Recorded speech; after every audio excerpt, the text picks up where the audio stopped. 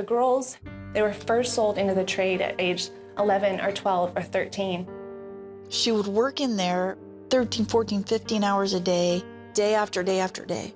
And this is the part I will never forget. She said, "I didn't know anyone knew what was happening to me."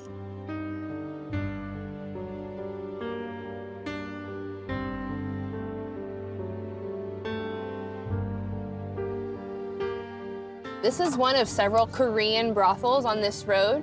Women are usually sold for about $50 to $100 based on online reviews. Men actually will go online and rate their encounters with these women. This little girl was from Nebraska. Her friends set her up. This big trucker took her to Dallas, and then one of his partners brought her down to Houston and was trafficking her. She had a UTI so bad she could barely walk when we got her, and she was underage. The message that they're sending is, I know you came here to work in a restaurant, but you're going to be working in the sex trade. No one wakes up one day and says, oh, I just want to go take my clothes off, gyrate and be groped or be violated, or in some cases abused physically. Spend the weekend with your dad's friend, or go across the street to this man and he's going to give you money for our light bill. I've encountered that. 2 of the 3 survivors on our staff were sold by their parents. That is supposed. Kat French heads up a team of passionate young people who are trying to bring justice for trafficked and prostituted women through prayer. That you would break their bonds into you, God, that you would break every chain, Lord. Awareness. So there's a lot of trafficking, there's lots of online ads for prostitution and purchasing of sex in this area. And intervention. I got a call at 4 o'clock the next morning saying, my pimp is asleep, can you come and get me? She had earned $30,000 for her trafficker that summer in Houston, and she got $71 when he bought her a new pair of shoes. Then we got her a bus ticket back to her family in Ohio. Elijah Rising is putting its stamp on the fight to end the sex trade in Houston and having great success. More than 7,000 people have taken the ministry's eye-opening van tours.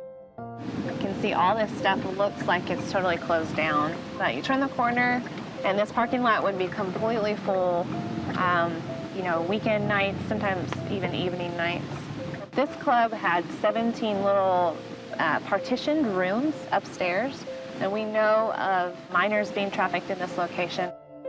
These experiences have prompted private citizens to create an uproar that has led to the closing of several brothels. People also volunteer with the intervention team, making calls, visiting brothels, offering a way out. One of their most effective tools, a lipstick with the hotline number hidden in the barcode. The older female got up to go to the bathroom. The outreach worker swooped in and said, do you need help? And the young girl pulled out this tube of lipstick and she said, I need someone to call this phone number for me right now. And it was our rescue number. With all their success, Elijah Rising now faces a bigger problem: how to help those who are ready to break free. We give out those numbers, and it's hard because the only place right now we have for them to put them is so temporary. It's only a couple of days, and then we gotta find them something else.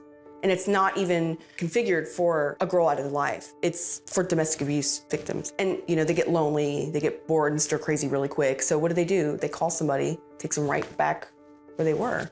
My long-term vision is to innovate, because we need it. After all, recidivism rate is 75%. We need something new on the horizon. So why not here? Why not us? Why not us? Why not now?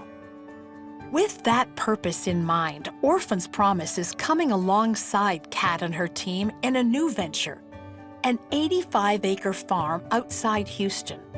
Already, they're working hard to renovate existing buildings, preparing a place for girls, women, and their children to come for healing and restoration. Girls who think nobody could possibly love them after what they've done. Girls who are estranged from their families. Girls who are scared and could easily run back to the sex trade because it's all they know.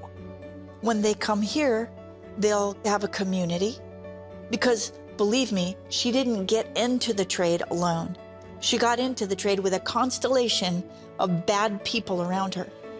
And so when she comes here, she's going to have a community. Some of the innovative care will include equine therapy, trauma-based counseling, small business enterprise, self-sustainability projects, and basic life skills. And so that's a big thing, is you're worth it to learn these skills so that you can really dream for your future, that it really absolutely is still possible no matter what you've been through. That just doesn't matter. It doesn't trump the call of God on their life. All right, slide it in towards me.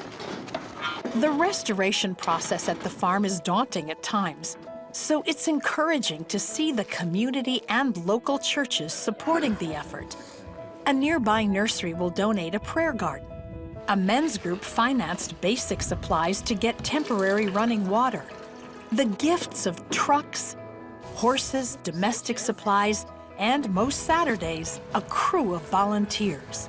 Today, we're actually planting a garden. My husband is hanging some barn doors. It's amazing to go to the streets to see who you're impacting, and then on this side of it, to see that when, not if, but when the Lord brings them out of that there's a place like this. So it's very humbling.